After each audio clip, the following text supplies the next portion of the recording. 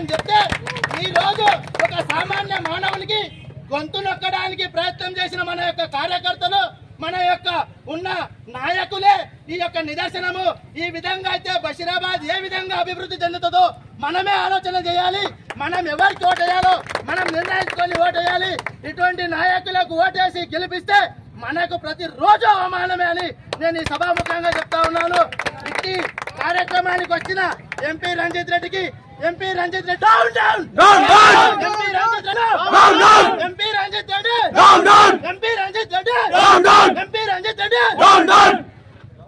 Jai Bharat.